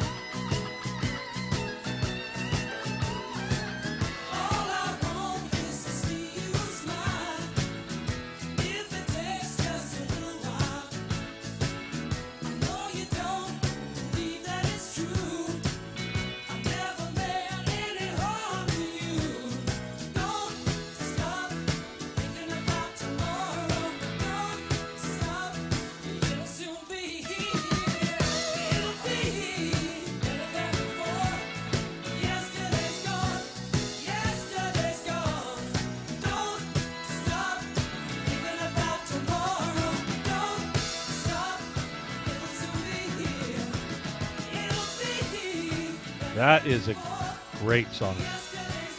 I love that song. It's like, at least for me, that's a great song. This is Randy Corrigan, Worker Power Hour, KCAA 1050 AM, 106.5 FM, and Teamsters 1932 Broadcast Network, streaming all over the world from what we understand. And we're live from San Bernardino on our live show. I know you may be listening to this later on a podcast, but I will always pick a fight with someone who just says podcast. I love the fact that we actually have a live show. So thanks for that song. What's the name of that song, Mark? Don't Stop. Don't Stop. Right. That's Fleetwood Mac. Fleetwood Mac. That's I don't know anybody who dislikes that song. Yeah, you don't like music if you don't like right. that song. If you dislike that song, maybe you heard it. It's just a feel-good song. Yeah. How was she?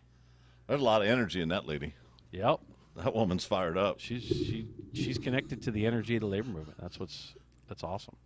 You got her going. I didn't think we were getting her off the air. Well, I was hoping not to. You know, I kept getting told, no, you got to close this out. You got to close this out. You got to close this out. I really didn't want to. We've got to figure out. Look, I mean what I say. Like I said this earlier. Somebody wants to bring that BS that you're doing in Utah to San Bernardino County or Southern California or California. I'm gonna call on people to just walk off the job.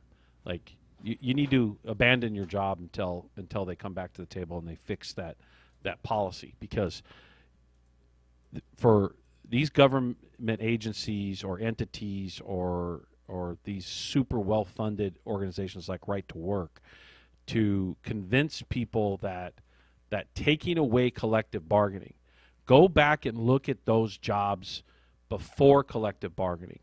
Go look at how well they did not pay all those years ago. You know, police officers didn't make a good wage. Firefighters did not make a good wage. Matter of fact, you had volunteer fire departments, and the response for fire and all of this or police was lacking, especially in large areas large metropolitan areas, because the resources weren't there, and they never put the resources into the workers themselves. And so by taking away collective bargaining, you're taking away the resource. And I don't care how they narrate it and the things that they say, that's all just BS. And for you to say as a worker, you know, if you don't have the right, I'm going to say it, and maybe some people are going to be mad at me for saying it this way. If you take away a worker's right to collectively bargain, you're enslaving them. Yeah, I said it. The purpose of collective bargaining in 1934 under the Wagner Act was to break that, was to stop corporations or entities from thinking that they or practicing or, you know, operating as if they owned their labor. This is a step back by allowing this to happen. And workers have the right to withhold their labor, period. And that you cannot take away from them. You try to take away from them. They try to do it by policy over and over again in this country. I hear people say, oh, I'm a public employee, I don't have the right to strike. That's not true. You actually do. You actually do. You have the right to withhold your labor. And if you're non-union, then you're at the behest of the employer, period. They can do whatever they want with you. So it's important for us to not allow this moment to just skirt by us, because, oh, well, all these people they're getting rid of are federal employees. They're not. It's not a county employer or my city. That doesn't affect me. Yes, it does. Absolutely, it does. Imagine if workers in the 1950s and 60s did not fight for public employees to have collective bargaining, then it would have never been gained. And if it was never gained, we wouldn't even be having this discussion right now. They wouldn't have stripped it back away. So how is it that we've gone back in time? That somehow these elected officials have convinced us that this is a good thing. And I've heard some people sitting around celebrating, oh, yeah, you got to gut the government, you got to fire all these people. I'm going to tell you something, it doesn't work. 3 decades of doing this job, it may sound good, but it does not work that way. If you see most of what they've tried to gut here recently, some of it they've had to pause because they realized, think about all of those executive orders that they gutted some programs that then realized, oh, yeah, we got to pause that. That means they didn't know what they were doing to begin with. That means when you took the position to gut something and you decided to lay people off or fire people, let's use NASA as an example. Oh, we're going to get rid of all these people at NASA, and then they had to step back. Well, wait a minute, well, maybe not. And it's happened in all kinds of departments. So this attack on public employees, most people don't even understand how important those roles and responsibilities and those jobs are until it actually affects them. And so if you think it's not going to come to your doorstep someday, you're wrong. It will. And if we do not do something about this, and you know, I'm actually, as soon as the show's over, I'm going to pick up the phone, I'm going to call some people in Utah, and I'm going to be like, let's organize something. I don't know what I can do from California, but let's organize something where we encourage public employees to actually walk off the job. You know, have all the cops not go to work one day and announce it. Hey, this is the day we're not going to go to work. You won't respect our collective bargaining, so we're not going to go to work starting on this day. So, you know, figure out, go hire some private security or something. Imagine the panic that would set in just from that alone. We've stopped using our collective power because we've just thought we could depend on everybody else to. And so all of you listeners that are members of 1932, don't you sit back and allow yourself to fall in a trap of whether you supported Donald Trump or you didn't. Don't fall into this political trap on the wedge issues. Pay attention to the policy that's negatively affecting you or your coworkers or other members of the union or members of other unions. Because an attack on any public sector bargaining, or any bargaining. So now I find it funny, oh, well, maybe it's just the public sector, but the right to work bill is rising up in Congress now. Then that's an attack on private sector. And they're absolutely today attacking the nominee for labor secretary because she supported the repeal of right to work across the country. And so they're attacking her over that issue. I heard it myself. She openly said that, and unfortunately, she succumbed to the pressure and said, yeah, I don't support that now. I've backed off of that. I've backed off of the support of repealing right to work nationally. Huge mistake. I'm sorry. Huge mistake. And I'm actually apologizing because I'm filling words here, but I'm not sorry. Huge mistake. We should not be relenting in this moment when it comes to any attack on public sector bargaining. So please pay attention to that, you know, and we got to prop up the victories here. New Hampshire voted the right to work law down, rejected.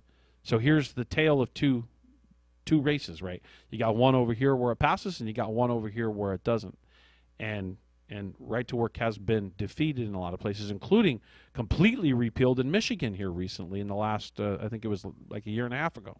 And so, you know, this is merely one battle lost, and we have to make sure that that battle doesn't come to our doorstep.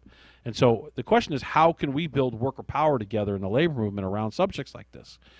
First of all, it's having this radio show and getting people to listen to the damn show, making sure that everybody's participating and understanding that what we're ultimately trying to protect is really your First Amendment right, which is your freedom to assemble, your freedom of speech, and under labor law, it's called protected concerted activity.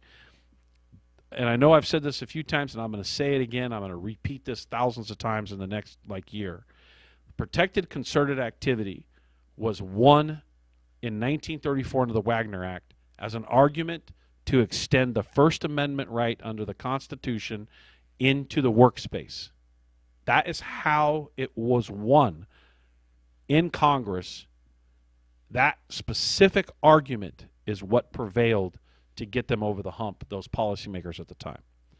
So, you know, it's really, really important for us to now start to exercise that right. And I can tell you right now that if I got to stand on the top of this building and scream at the top of my lungs, call for a huge rally. I'll give you an example, something I've always wanted to do. Now that I've got this microphone in front of me, maybe I can pull it off, is I would love to find some popular radio host that's on the opposite side of these views. And I would love to put thousands of people in the street around their studio. And I would love to everybody pick up their cell phone, call in and flood the studio, and let's have a debate with them. And let's, instead of them continuing to tear public employees down, union workers down, union jobs down, let's occupy that space right now.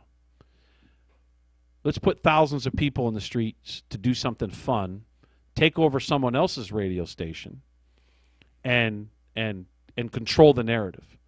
They probably would love that fight because it would bring some, awareness, or they would bring some attention to them. And I'm good with that because I think it's time that we show that workers can do this stuff. Obviously, we can't go and do something like that with 50 people. You have to literally put enough people in the streets that it catches, you got helicopters over and everybody's looking at it, and news stations like, what's going on in wherever city this is or wherever state this is, and create that peaceful confrontation. I'm going to use the word confrontation, but I don't mean confrontation and conflict and violence. I mean it in a peaceful way. So we have to do that. I mean, again, let's imagine Utah. Let's imagine if he signs it on Friday and Monday they don't go to work. Imagine that. What's going to happen? What's going to happen is they're going to come to their senses. They're going to have to change their mind. Ain't that right, Robert? Maybe I'm not firing anybody up here. Maybe I'm the only one that's fired up. If you're fired up, let me know that you're fired up. Damn it. I'm getting worked up about this. So let me talk about some quick news. IBT news, workers at the Hard Rock Casino joined the Teamsters. Slot attendants at Hard Rock Casino in Rockford have voted by an overwhelmingly 98% to join Teamsters Local 325. The slot attendants joined more than 5,000 Teamsters in the casino and gaming industry nationwide. They also joined valet and warehouse workers that are already represented by 325 at the Hard Rock Casino in Rockford. New Hampshire Teamsters celebrate House vote against right to work bill. Teamsters Local 633 is celebrating their successful mobilization against the anti-worker legislation after the New Hampshire House of Representatives voted for infinite postponement of any further progress on House Bill 238, which would impose a right-to-work law in the state. Right-to-work is a lie designed to weaken workers' rights and lower wages. As a reminder, download the KCAA app at the Apple Store or Google Play Store. Once again, we need to grow our rank and file and spread the union message. We're trying to do everything we can, with even as going so far as to doing this radio show. And it's hard every week. Get in here, have some guests, me to try to dedicate my time, work my whole schedule around doing it. But, the energy I had from Ada here just a few minutes ago, and seeing her get fired up because she's watched workers control that space before. We know it's possible. We know we've seen workers do the impossible before.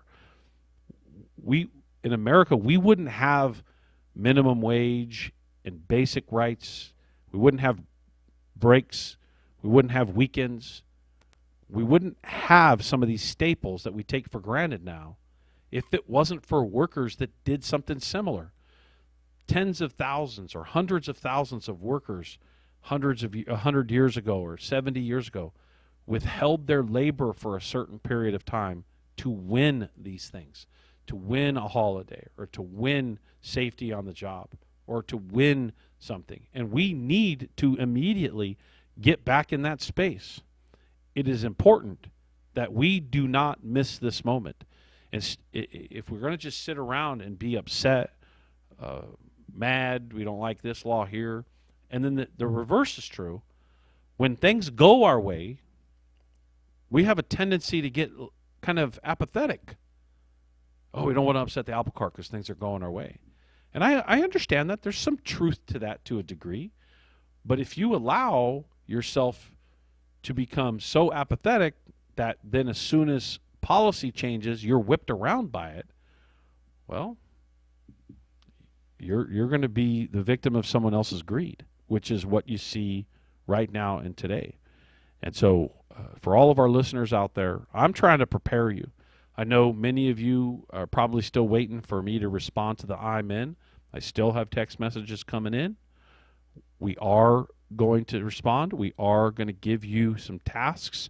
We are going to expand that. We are going to do some of these crazy things, I guess someone would call it. We are going to really, really get assertive in this space because we need to prepare ourselves. Some people say, oh, you're in California, you don't have to worry about it. That's not true. If national right to work passes, that means all the private sector in California is going to be negatively affected. And so we can't wait around. What we're going to have to do is ask legislatures, ask city government, ask any form of or municipality to start passing rules and laws that protect workers. Because if you can see that somebody gets elected and they just fire all these people that are not supposed to be terminated by the president, that are there to protect working people, OSHA,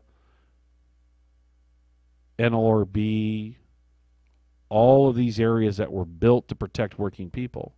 If you see that someone could just ignore the rules and terminate them, then we also need protections at the city level. We need protections at the state level or the county level or other municipalities. Because if it goes from one president to the next and these things get flipped back and forth, you run into a state of stagnation. And maybe what we need to do is make sure we pass those laws. As you heard me say, and Ada got really fired up when I said, let's pass this right to organize law in California, and I gave her just a tidbit of the legal strategy behind it. She was like, oh, I'm in on that. We got to get more people convinced of that, to whether it's in California, New York, or quite frankly, any state in the country, getting it to where workers have that protection and that right that's not bound by a federal rule that is succumbed to one individual. And so we're building worker power here at 1932.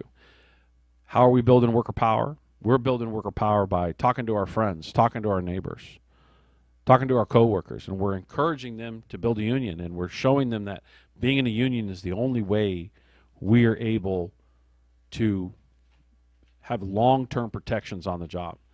And we encourage them, agitate them into this space, and I've seen thousands of people venture down this road. And in the end, we know that the most protected space for a worker is under a union contract. And so we have to build worker power. You see the buses, you see the billboards, you obviously see the radio station, you see all the things that we're trying to do. We're doing our part, now you got to do your part. Your part is engage, your part is participate, your part is getting involved, and your part is activating and getting there. Long-time organizer, first-time radio host. This is Randy Corgan in the Worker Power Hour, KCAA. 1050 AM, 106.5 FM. Don't forget, we're also streaming live. Teamsters 1932 Broadcast Network, live from San Bernardino. See you in 2 weeks.